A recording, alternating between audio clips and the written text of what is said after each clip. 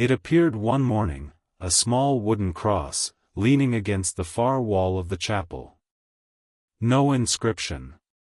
No sign of who had carved it. No evidence of who had placed it there. The brothers noticed it at dawn, before the candles were lit, before the chapel thrummed with morning prayer. One of them whispered that it felt heavier than it looked, like it carried the weight of all silence. They said nothing at first. They did not touch it. Not out of fear, but out of hesitation. Something about it felt not quite right. Not wrong. Not evil. Just, unclaimed. Francis arrived later, sandals scuffing softly against the stone floor. He saw the cross immediately. The way it stood without support. The way the morning light seemed to bend around it instead of illuminating it. He knelt. Not in worship. Not in fear. He just knelt. The other brothers watched from the entrance, uneasy. They had seen Francis pray amid dust and rubble, beside lepers and fevered men, in the rain and in the sun. They had never seen him hesitate. He closed his eyes. And he prayed. No voice answered. No vision arrived. Just the silence of the chapel, thick, steady, unbroken. In that moment, every breath seemed too loud. Every heartbeat an intrusion. Francis did not speak about it for the rest of the day. But neither did he walk away. By midday, the cross had become the quiet center of the brothers' attention. They stepped around it, talked about it in murmurs, avoided it, moved to sit on the other side of the chapel. Nothing overt. Just distance. One novice said he had watched birds perch on the window sill, and they refused to come near it. Not for fear, they simply did not choose to. Another noticed that the sunlight that normally streamed through the narrow stained glass window did not touch the cross. It stopped just short, as if the beam knew not to approach. Francis stood beside it again at dusk. The candle at the altar flickered and bent its flame toward the crucifix over the altar, but not toward the small cross. The shadows it cast were oddly shaped, longer than they should have been, but without a clear source. He placed his hand near the wood, not touching it. Just near enough. The air around it was still. There was no warmth. No draft. Just a profound quiet. That night, Francis prayed in his cell, but his thoughts kept returning to that silent cross. Not its shape. Not its craftsmanship. Its absence of origin, who made it, why it was placed there, nothing made sense. He did not sleep well. The next morning, a brother found the cross moved. Not by him. Not by anyone he knew. It was closer to the altar now, the very space where they placed sacred relics and old prayer books. Francis saw it immediately. He did not flinch.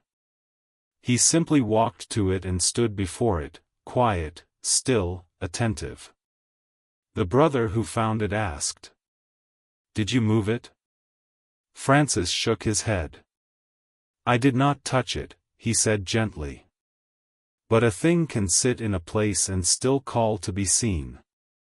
The brother frowned, puzzled. Francis did not explain further. He merely pointed toward the cross and suggested they light the candle beside it. Not for warmth.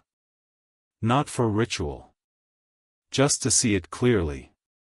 When the flame caught, the shadow of the cross did not fall where shadows ought to fall. It stretched toward the darker corners of the chapel, like a shape longing to extend itself. The brother stepped back. Not out of fear. Out of confusion. Francis stayed.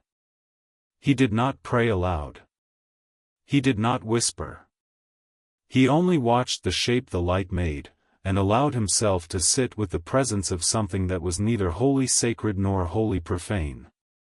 And for the first time since the cross appeared, he felt a quiet tension, not fear, not reverence, but something like wonder troubled by direction. By the third day, no one had touched it. But no one had dared move it either. It was no longer resting against the chapel wall. It stood now, upright, wedged somehow into the cracks between the altar stones. Not balanced. Fixed. No one confessed to placing it there.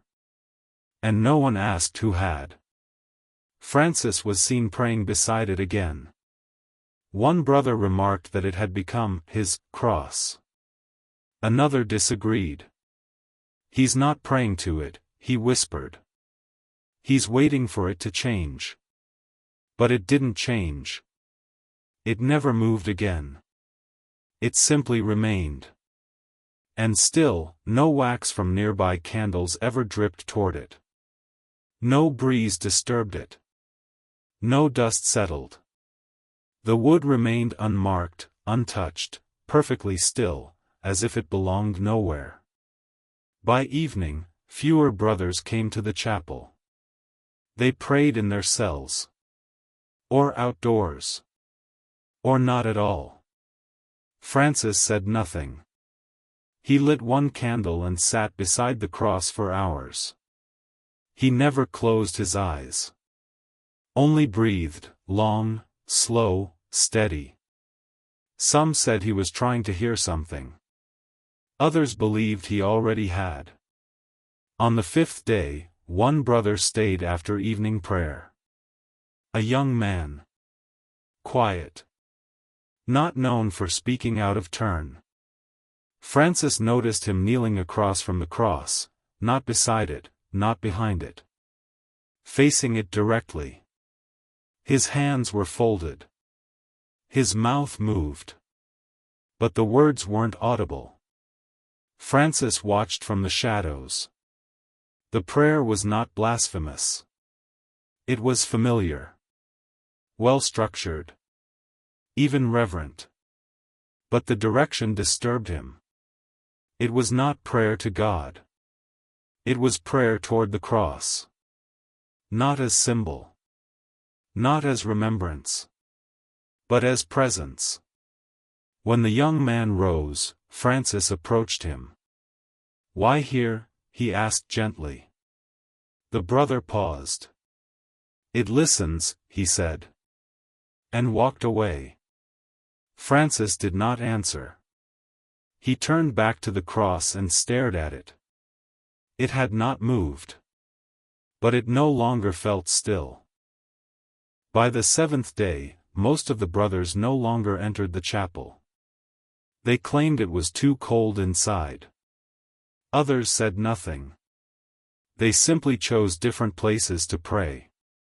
The young man who had once prayed toward the cross did not return. Francis noticed. He asked no one. He said nothing. But when he stood beside the altar again, he looked not just at the cross. He looked for something missing. The cross had not changed. But its meaning had. It no longer felt anonymous. It felt present. But not communicative. Not relational. Like a relic that had come from a time before language. Francis touched the air beside it. The space was warm. Not hot. Not cold. Warm. As if it held breath. He did not recoil. He only stepped back, sat down, and whispered a question not even he understood. "Were you left here? Or were you sent?" No answer came. But the chapel did not feel empty. And the question didn't feel wasted. That night, Francis dreamt of no visions. But he awoke to birds. They were not singing. They were watching. Hundreds of them, perched silently along the chapel's rooftop, on branches, on stones, unmoving. Their eyes did not blink. Their wings did not stir. When Francis stepped outside, they turned their heads toward him in unison. And then looked past him. Toward the chapel door. He did not speak to them. He did not ask what they saw. He simply walked back inside. The cross had not moved. No one had touched it. But now, a thin layer of dust had gathered across the altar. Everywhere except the cross. It remained spotless. Untouched. Untouchable.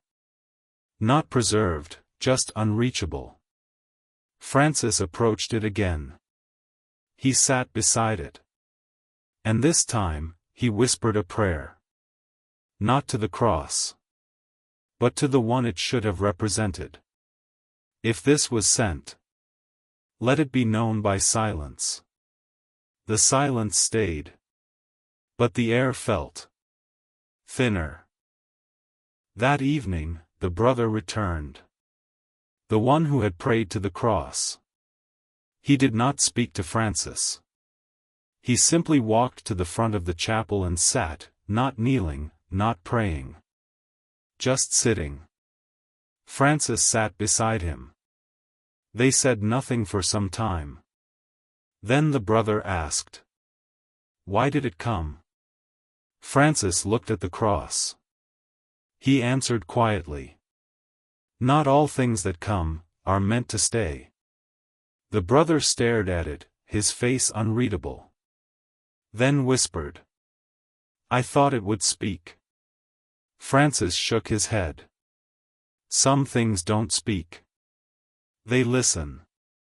And in their listening, we reveal ourselves." The brother's face broke, not in fear. In regret. "Then it heard the wrong thing," he said. And he stood. Left the chapel. Did not return. Francis remained. Not because he had answers. But because he had once heard silence that he trusted. And this was not that silence. Francis stayed with the cross through the night. He did not speak. He did not sleep. The candle burned down to its base and went out. Still, he sat. He remembered a time he had prayed beside a dying man who smiled at shadows. The man had whispered, "It's not darkness. It's depth." At the time, Francis thought it meant the soul was lifting. But now, he wondered if it meant something else. By dawn, the cross still had not moved. But Francis had. Not in body. In posture. In attention. He no longer looked at the cross as an object. He looked at it as a mirror, one that did not reflect light, but revealed silence. The kind of silence that could witness sin, and remain still. The kind of silence that could hold prayer, and not respond. The kind of silence that was not cold, but completely other. Francis prayed beside it again. But this time, he did not pray for understanding. He only prayed to remember that not all things must be spoken to. For them to be known. 3 days later, the cross was gone. No brother took it. No one saw who moved it. No one admitted to even approaching it. Where it had stood, the stone beneath it was cleaner than the rest. Not polished. Not swept. Just, untouched. Francis did not ask. He did not search. He only stood before the space where it had rested. And whispered, "Whatever you were. You are still." Then he turned. Walked to the far side of the chapel. And sat by the oldest crucifix in the monastery. Not because it was safer. Not because it was familiar. But because it had been carved by a man who had been known. And some holiness. He thought. must begin with names. The chapel returned to its rhythm. The brothers returned to their prayers. The birds sang again. But Francis, in quiet moments, would sometimes pause and look at a space on the wall where nothing remained. And he would not speak.